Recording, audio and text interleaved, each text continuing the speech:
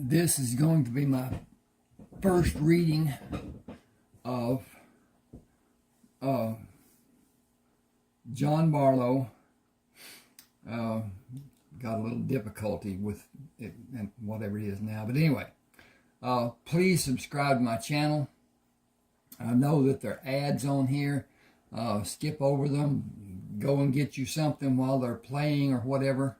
And I will get a few cents from each of those ads being viewed, even though you're not watching them, as long as they go through and they terminate and whatever. That gives me a little bit. Please subscribe to this channel, and I have some offers to members that can come, and I'll have more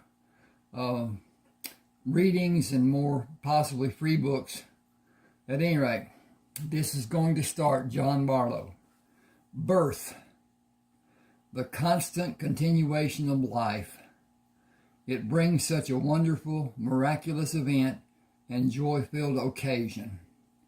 My emergence into this world was not such a celebrated event. The usual shock against the newborn's body from temperature change and subsequent voluntary gulping of oxygen to fill infantile lungs did not happen.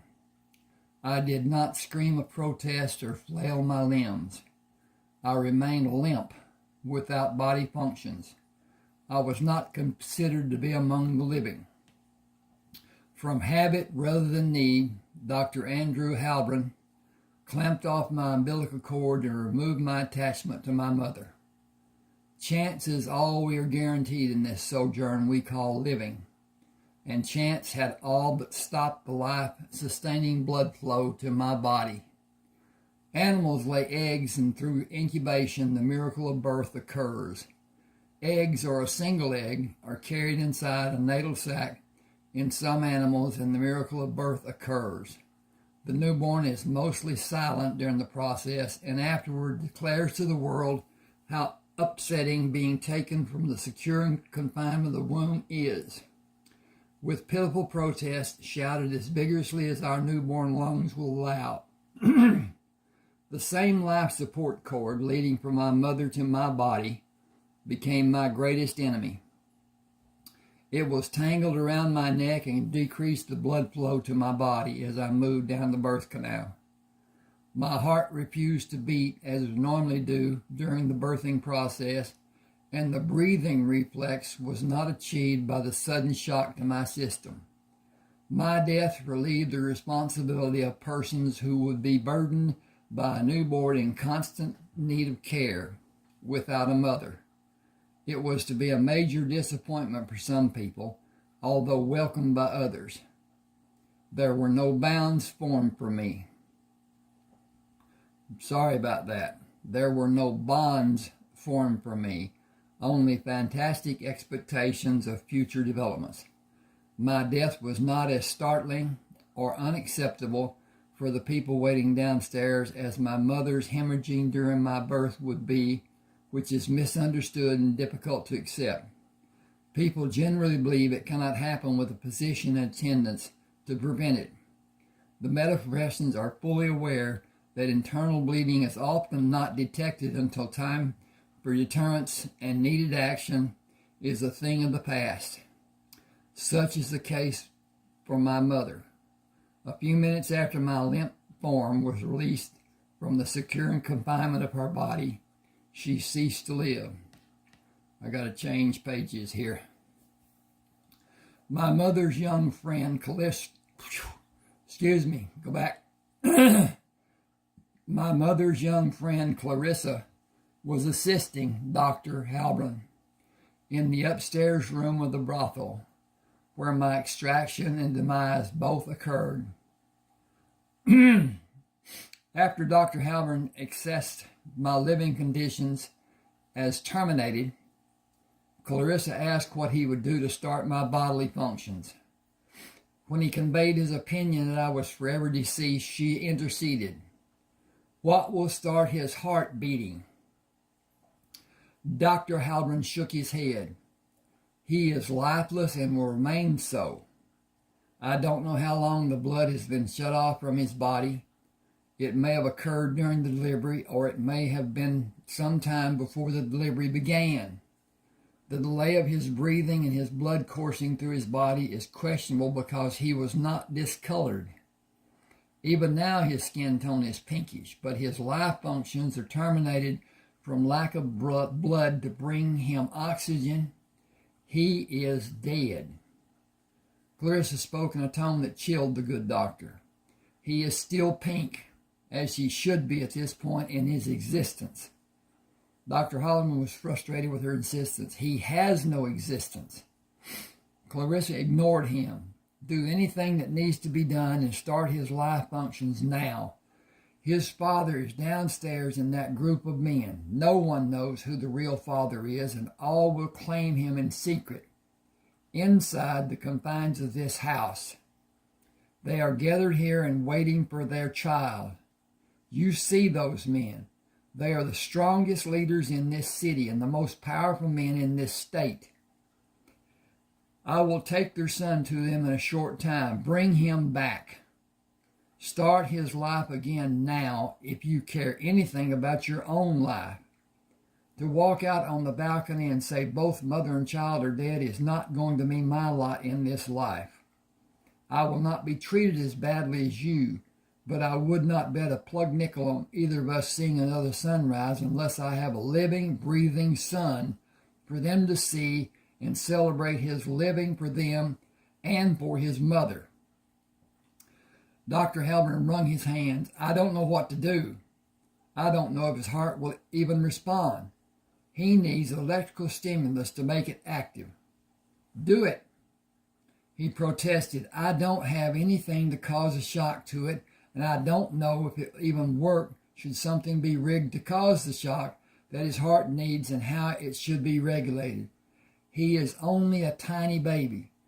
A standard electrical charge will burn flesh. A standard electrical charge will burn flesh. I have no way to help him or myself. Excuse me just a second. I'm affected by pollen and crap. Clarissa pulled the chain to switch off the electricity to the hanging light socket. There is not time to stand here and argue about whether it will not work. Something must be done. We will do it and take the chance it will work. The small table lamp dimly lit the room when Clarissa pulled the electrical cord from the plug-in that screwed into the socket hanging from the ceiling and held the overhead light bulb. This was an old, I'm talking now. This was an old apparatus that had a switch that was on a chain. You could put a light bulb in it and then screw it into the light bulb holder that was normal, and then be able to turn the light off and on using that chain. The wall switch had to be on. Then when the chain was pulled, the light came on. When the chain was pulled, the light went off. It was an apparatus that was in our houses when I was young. That was a long, long time ago. At any rate, let's go back here, and here we go. The small table lamp dimly lit the room when Clarissa pulled the electrical cord from the plug-in that screwed into the socket hanging from the ceiling and held the overhead light bulb. She cut off the end with a knife, split the cut end down the middle, and pulled the ends apart farther before burying the wires. She pushed the two prongs opposite the split end into the parallel electrical slots. Taped the wire over his heart on his chest and over his heart on his back. I will hold them with my hands and slow the current. Turn the light off, and I will pull the chain to allow the use of the switch on the wall to turn the electricity on and off and shock him. Do it fast for both him and for me. He taped the bare wires into place and moved to the light switch on the wall. This is going to knock hell out of both of you and him. Both you and him. She checked the connection to the metal prongs. Excuse me, I'm backing up. She checked the connection to the metal prongs she previously inserted in the plug-in on the light socket and pulled me up to place the palm of her hand under my body and laid me back on the bed. Placing her hand over the tape on her opposite hand should be. She pushed firmly against my body. Use the palm of your hand on the switch instead of your fingers. Up and down. Turn it off, on, and turn it off fast. And it will not do more than burn us a little. Do it. The electrical current struck both of them and dissipated when he switched the light off. I breathed in my first fresh air and screamed as loud as I possibly could. Clarissa pulled the tape away from my chest and rolled me over to pull the tape from my back. She pulled the metal prongs from the light socket plug-in. Turned the light back on and give us some ointment for our burns. Dr. Halburn looked at my chest and turned me face down on the bed.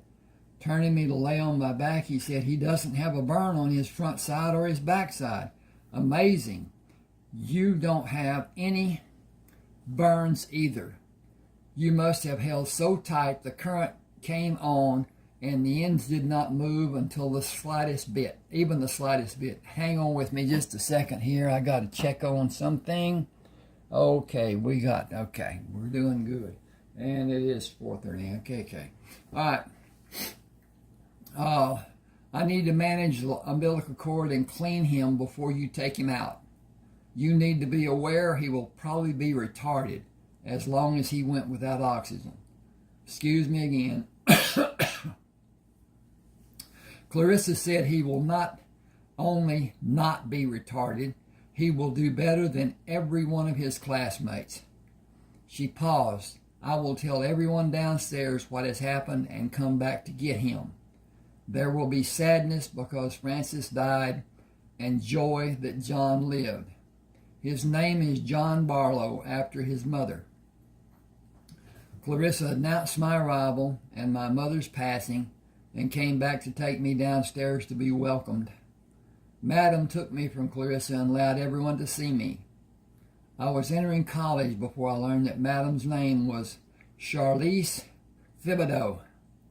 She was my legal guardian and my legally adopted parent. She was never affectionate with anyone as far as I knew. Until I could walk, she carried me and tended to my needs, or she had someone tending me.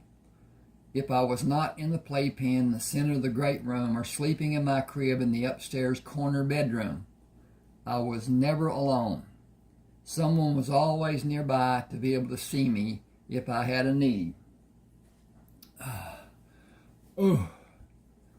Where am I? Okay. She did not allow me to be alone and assigned someone to tend me until my 4th birthday, when I was given total freedom of the house. I was accompanied when I left the house. Madam instructed me to help the people who watched for my safety, and I was taught to keep them safe by my 3 physical instructors. Lois James was my wet nurse until I began to walk. She left the brothel after I was able to eat solid food and died before I was old enough to reconnect with her. Smoking was not allowed in the brothel after I came to the center of attention. The men of the city came for the comfort of the women and lavished attention on me, when they were allowed. Nothing was done in the brothel without Madam's approval. Everyone asked, and she smiled. She either smiled or frowned or kept silent, never speaking to give permission or deny it. Never. Nobody was ever nonchalant or cavalier with the Madam. Her smile was a lustrous approval. Her frown was an undesired condemnation. Her laughter was not permission for anyone to join her in her merriment. She was apart from the others who came to the brothel and the women who lived there, except with me. I was the first consideration for everyone who came there. She demanded it. No raucous behavior was tolerated. I was protected in every way possible. My well-being was assured by everyone. Second to her concern and her demand for my well-being was my education. I always had illustrated books, and I began reading books given by everyone who came to the house between my third and fourth years. The books were always given. Madam did not allow anything to be loaned to me to be taken away at a later time. Nothing was ever taken from me that I can remember. Nothing was allowed to be accessible to me that I could not hold and keep as long as I wanted. Madam's quarters were private. Her bedroom was mine. My bedroom was mine alone. All the other rooms were part of the brothel. Madam's and mine were not. They were off limits, and they were simply respected. Every woman in the brothel had responsibility for me, as Madam permitted or assigned. Doors were never locked, and I was permitted complete freedom except when someone was sleeping or if the door was closed. Even during the intimate times when the business of the brothel occurred, the doors were never locked. I did not open a closed door or ask permission to enter. Madam never disciplined me.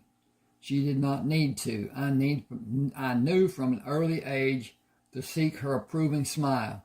That chill that prevailed the house when she was distraught was palpable. I did all I could to please her, as everyone did. When her mood was pensive or brooding or truly dark, she was left strictly to herself by everyone. I always waited for her to come to me the few times I could remember something being amiss. She managed everything her life, in most cases, apparently without consideration. She managed a business that was approved of by some, but those people did not voice a disapproval publicly. I got to go back. She managed a business that was not approved of by some, but those people did not voice a disapproval publicly. She was well known in New Orleans, and with an approval or not, she was honored and respected. She managed the brothel, but she did not participate in the intimate functions of the business. She did not outwardly practice the occult. Yet everyone who did asked her blessing and alerted her to any impending incident in the city. I was educated by everyone who the Madam allowed, which included several people who practiced. I came to believe those that did practice were afraid of her. I was never told why. It was simply not a matter for discussion. Everything else was openly mine to be acknowledged and answered when I asked. Segregation was strict during my childhood days, but people of all walks of life came to her small office on the porch of the house. They would knock and wait for her to come outside for their meeting. Money often changed hands, and I knew she kept money in the office. But as with every other door, the office was never locked. There was never a problem. It was not allowed, and she owned the property in the 6-block area in every direction around the brothel, and her tenants made certain there was never a problem. My life and my security was enhanced by Madam's protection of me and those people who were with me, and by the prominent people who were known by her. I believe I could not have been held accountable for anything I did short of a major crime. I never tested that theory, out of respect for everyone who favored me. The men who came to the brothel were always known to be strictly ignored by the neighbors. In my younger life, I believed that there were other reasons the privacy of the patrons were held so strictly. As my knowledge of the practice grew, I came to know there were other reasons. Many of the men who came to the house practiced and gave support to those who were known to be strong in the practice. Judicious silence was rewarded with good health, and at times actual help in some form when it was needed. Everyone concerned remained happy and healthy. I knew Madam was happy when she sang to me. Everyone knew when she was not happy. It was a rare occurrence when she was not. My attending public school began with a thud. For some reason unknown to me, a fifth grader named Marvin Bledsoe hit me several times. He bruised my left eye and bloodied my nose while we were on the playground at recess. The principal, Mrs. Clavier, drove me home and reported the incident to everyone in the house with a loud reproach of Marvin and acknowledgement of his punishment, both at the school and his home. She begged the forgiveness of the madam, to no avail. The madam took Miss Clavier's arm in her hand and forcibly walked her to the door. Forgiveness for an assault on John is not mine alone to give. Neither is exoneration. Influential people will visit him. The damage done will continue to be obvious for many days. I cannot fathom the reactions his being harmed or the actions which will certainly follow. There will be a large degree of both, I'm sure. I will tell of your kindness after the act was undertaken, but his safety will come under scrutiny, and I cannot begin to predict the repercussions. I am certain there will be many which I am unable to prevent. John is not allowed to fight. That does not mean he is not able to fight or preclude his being safe from anything like this happening again. You will need to explain why Marvin Bledsoe was on the playground with children much younger than he is. I will not demand that explanation from you now, as I cannot fathom an answer which I would be able to accept as reasonable. Miss Clavier said, I cannot either. Madam simply turned her to study her face, and turning her away, continued to the door. Our family physician will be called to examine John's injury. I will do nothing more than that, including attempting to hide John's injuries. I suggest you prepare for how others will react. I cannot imagine a way you will ever be able to do that to anyone's satisfaction, particularly your own. Thank you for doing what you were able to do. I am sure you will not have a reason to come here again. Miss Clavier put her hand over her mouth. This is not going to go well for me, is it? As I observed on so many occasions, Madam's expression did not change, and she did not answer. When the chief of police came to the house, he took my shoulders in his hands and looked down at me. Who did this? Madam said, an older boy at John's school.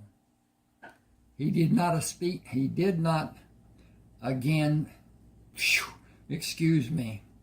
This is down on the page, I can hardly see it. He did not speak again before he left. When he returned, the men in the house went outside to meet him. I either do not remember what was said or I did not learn. I remember Madam was told I would never have another incident anywhere in the city. I cannot remember ever seeing Marvin Bledsoe again. The kids in the school avoided me after that happened, except Tish Alderson. She sat next to me and always had a small glass cylinder containing cinnamon toothpicks that we shared. We were friends until she moved away after we completed the 6th grade in elementary school. My life was never like my friends' lives. They had a father and a mother and brothers and sisters. I had 26 mothers and a city full of fathers. With no clue what a life of complicated siblings relationships held, I think I was blessed, as my friends told me about the complications they encountered and mostly wished to escape. That was 2 sentences I read as one. I had a wealth of knowledge imparted by surrogate parents. Nothing I asked about was withheld. The infantile explanations talked about by my classmates during my formal years were quickly swept away. I did not offer those jewels of wisdom to the naive children who often spouted some garbage their parents had imparted to placate and dispel the questioning of an interested child or to clarify what an older child had given as an explanation. Until I was in college, I believe Madam often commented about opinions being neither slow nor fast, but mostly half-fast. I took her words to be exact without seeing the humor. One day, while I was deeply engrossed in studying the library, I had an epiphany. My laughter was judged to be inappropriate for the surroundings.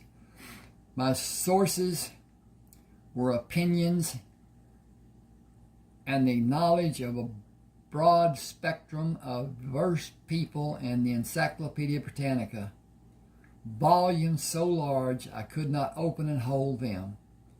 An adult read to me from them until I was in the 4th grade.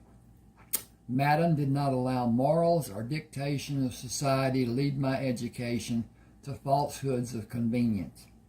No subject was ever avoided or delayed until I was deemed old enough to understand. The male and female anatomies never hidden from me, as I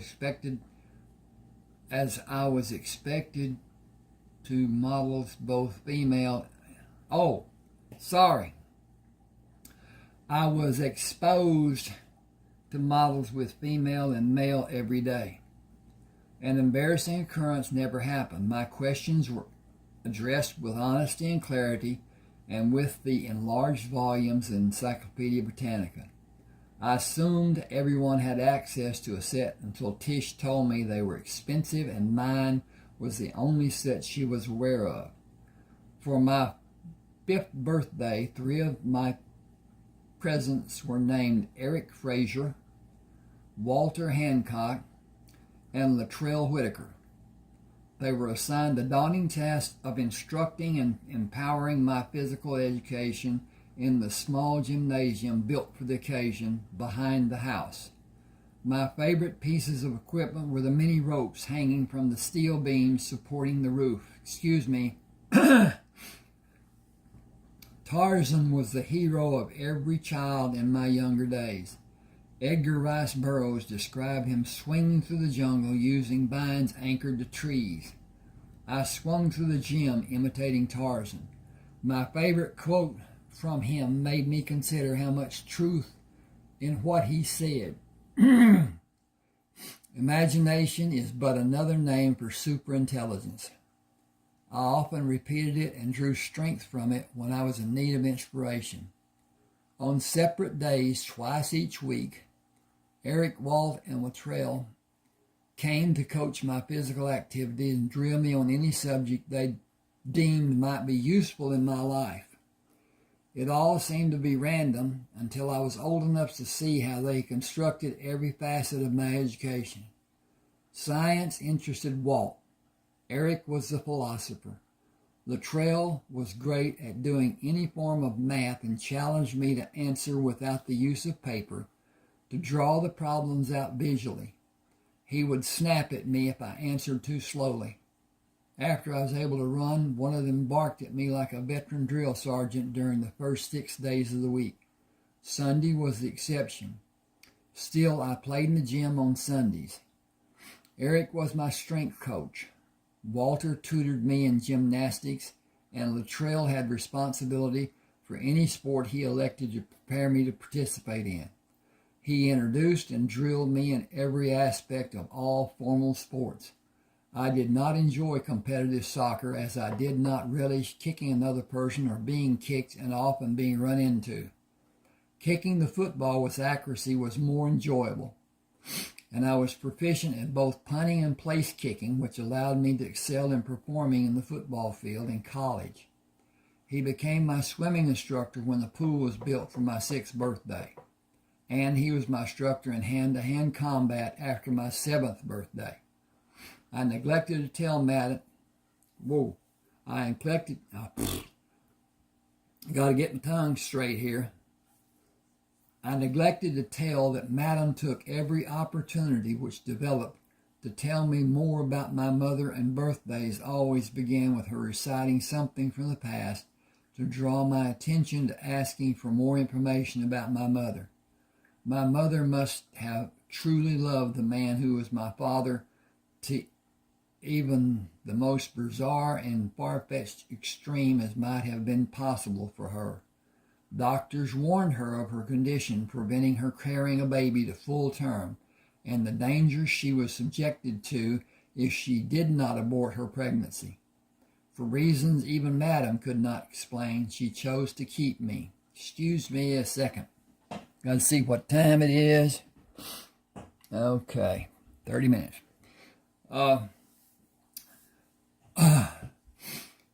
This media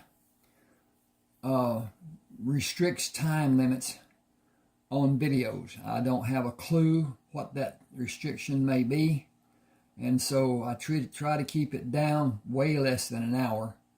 And this is 30 minutes, so I've got another 15 minutes or so that I can do this, and 20 or whatever.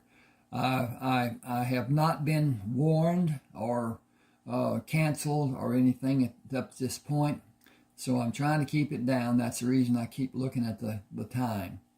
At any rate, keep me. Anytime someone spouts off advocating abortion, I am reminded that they were already born. I question how fervently they would have advocated their own abortion had they had the opportunity. Nah, I do not believe that for a single second. Got to turn.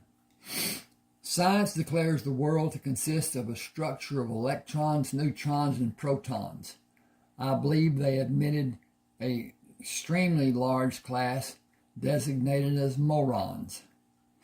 My mother was a very thoughtful person toward other people as well as the makeup of the world she was born and grew to adulthood in.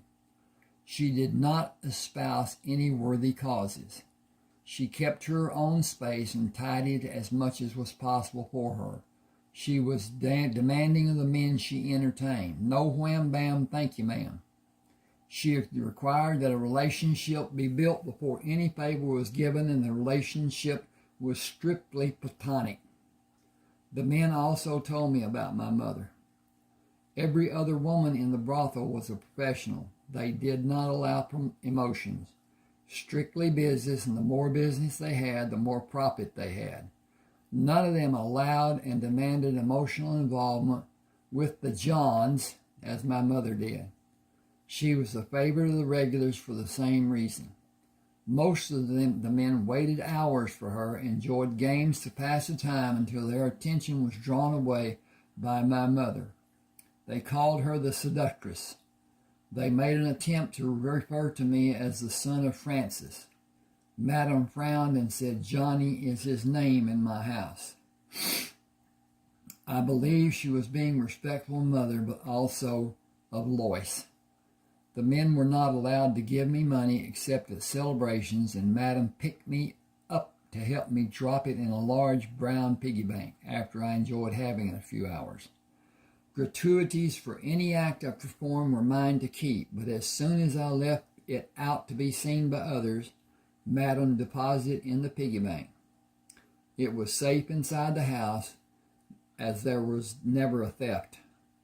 I believe she attempted to teach me to be careful with my possessions.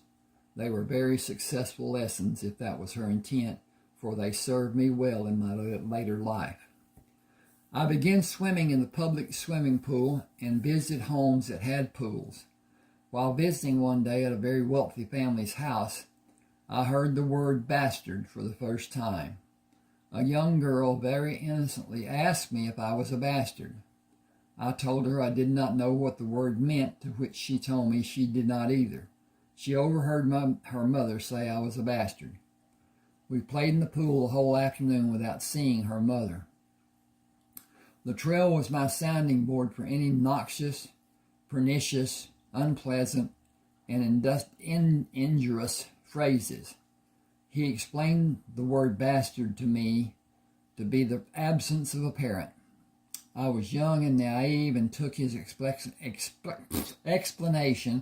at face value without question. I referenced the encyclopedia to learn what the word meaning truly was and the connotation of the word as it applied to me. I was very happy to be alive, and it was not a concern for me. I never felt it was harmful to me, so it was never a problem. Several of the men wanted to be my legal father and adopt me, but Madam merely smiled. She asserted she would keep the legal control of my life until she died, and I would forever have the Bartleaux name. I did not change the name of my business for that reason.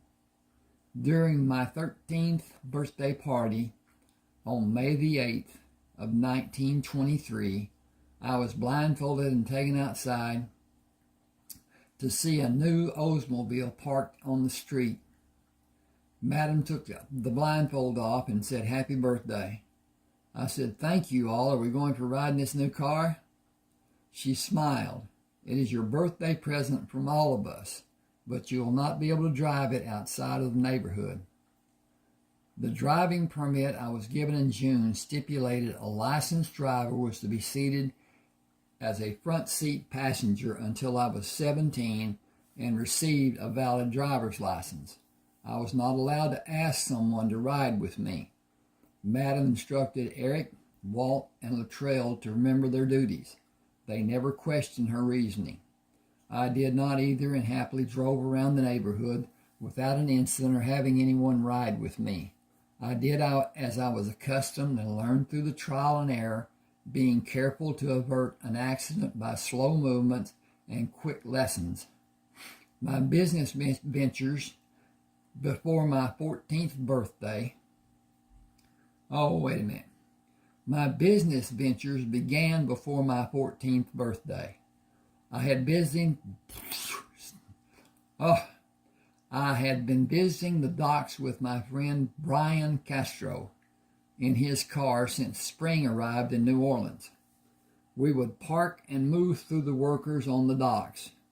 Brian's father held the office of local secretary for the Longshoremen's Union. The dock workers had known Brian since he was a small child, but he was not allowed to freely roam the docks until the year before his 15th birthday. His dad arranged a birthday cake and a surprise party for him on the dock. I kept Brian away until the arrangements were completed. I went too far in my page turning. The candles on the cake were burning brightly, and the men were hidden to surprise him. I had Mr. Castro's attention from my birth on a weekly schedule. I am sure Brian did not know about his father's nighttime visits, or if he did, he kept it to himself. I never knew if Brian had a mother. He never spoke of one, and I was never invited to his home. I am also positive Madam would have frowned if I had asked to go there, as she did so many times when I asked about visits until I ceased asking. When I casually mentioned the many times it happened to Luttrell, he said, "Nobody needs to hit you with a brick. You are a quick study, and if you take a lesson from your experiences to make sounder decisions, life will not be able to bang you around as much as some of us have been treated." I was not able to use the advice Luttrell gave me on my first business venture to avert a near disaster. I talked to the purser of a ship about buying bananas and arranged to buy all the bananas he held in two of the holds of the ship by giving him cash for each load as I was able to move it. The ship had been delayed and the bananas in the brink of becoming rotten. I arranged to rent 3 horse-drawn wagons to load with bananas to sell to the shop owners in the 3 downtown markets and the 2 on the other side of town. Noah Triscott took the 3 wagon loads with bananas and disappeared. I went to the first stop where he was supposed to deliver one of the 3 loads of bananas and informed that he had not made the deliveries. I ran home to tell Madam. She made an appointment and put me in a taxi and instructed the driver to take me to Quentin Tufteller at his law office. After I told him what Noah Triscott did, he sent me out of the office. I heard him use the telephone over and over. After I went back in the office, he summoned Jackson Coltrane. Take John with you to the pier and wait for Noah Triscott to bring the empty wagons and continue loading the bananas from the ship. It will be late this afternoon before the bananas are distributed properly. Take John to his home after the last wagon is loaded. Noah Triscott will bring the last of the profits to John and receive the money he had bargained for initially. No harm is to come to Noah. He will be paid by John in the future. Excuse me. He will be paid by John in the future for his services. Boy. Dry. After the success John had today, he will need Noah's services. Noah will be loyal to John and completely trustworthy. He has been chastised, instructed, and educated. He will be an asset for both of you in the future. I think Mr. Tufteller, didn't see that A. Excuse me. Let me get a drink. Just give me a minute here. I think that may help me immensely.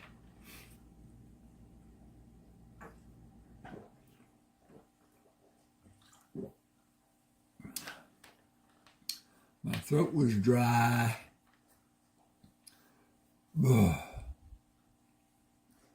I think Mr. Tufteller left with Jackson Coltrane. Mr. Tufteller is very stern. I have never seen that side of him before. Jackson looked straight ahead. He was mad clear to the bone.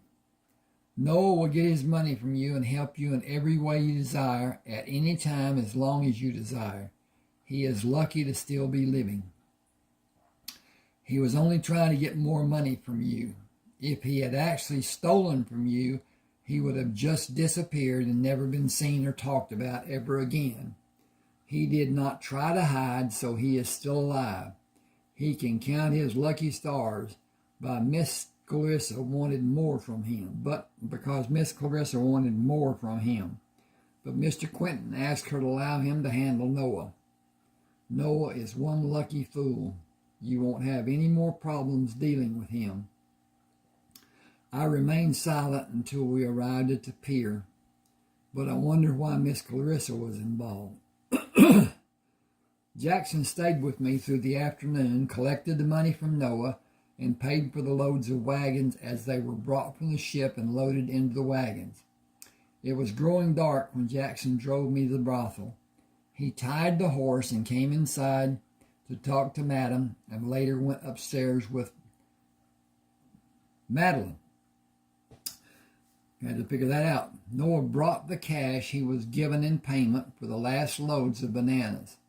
He carried in a bulging brown paper shopping bag, with one hand under the bottom of the bag and the other keeping the bills from blowing out of the open top of the bag.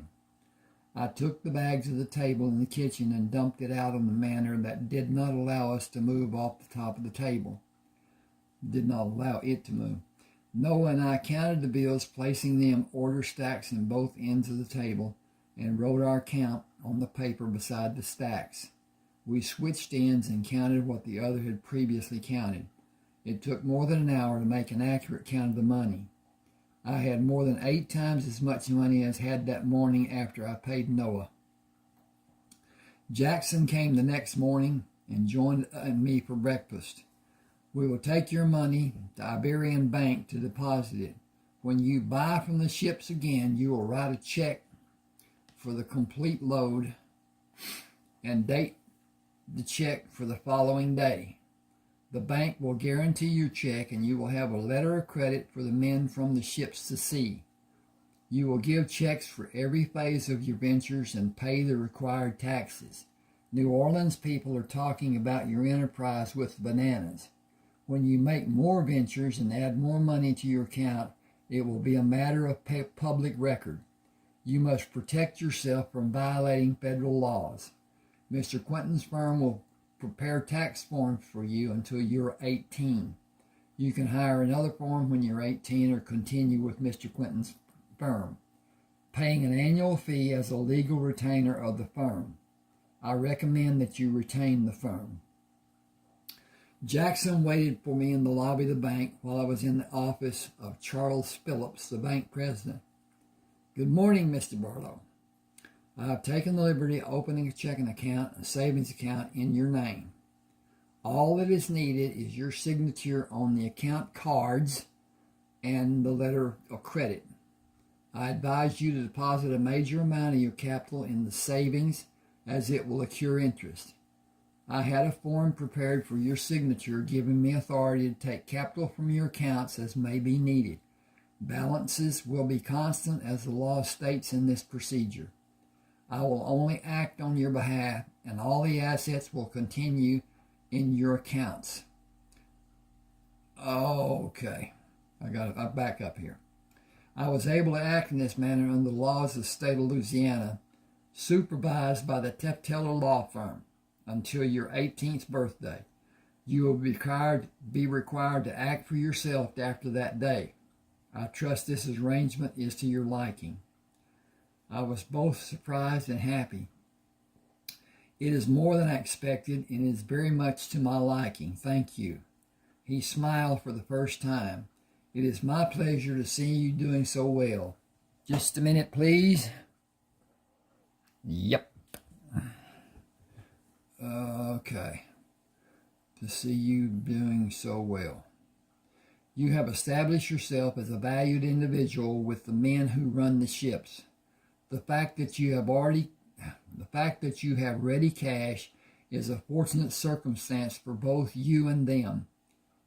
They know you are able to buy from them when they bring loads of food from Mexico and Cuba and South American countries. They usually wait for locals to purchase small amounts to sell in return for more when the first purchase is sold and the needed money to buy more is in hand. You offer the whole of the ship's available load to be purchased and payment to be done in a single act. It will rejuvenate the process of the past. It will benefit everyone involved, particularly the people who purchased for their own consumption. The vendors will be able to charge less because they will have a knowledge of the amount that will be available to them, instead of making small purchases and the small sales they have been forced to implement in the past. Your involvement is beneficial to everyone. Continue as you have begun, and you will be quite wealthy by your 18th birthday." I looked up from signing the cards. "Wealthy?" He smiled. "Beyond your wildest dreams. I have dreamed a lot, and you will have it and so much more. We will both do well because we will both help each other and many other people. Your business will grow as you grow. Your business will enhance others' lives and enhance their livelihood. This establishment will guide your progression and guard your business and your safety. Go solely, and I will monitor your dealings.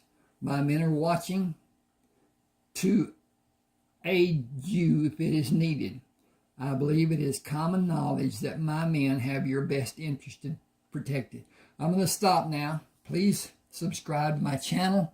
Hit that like button, and I will have a second part done in a few minutes. Thanks for being with me. Hope you enjoyed.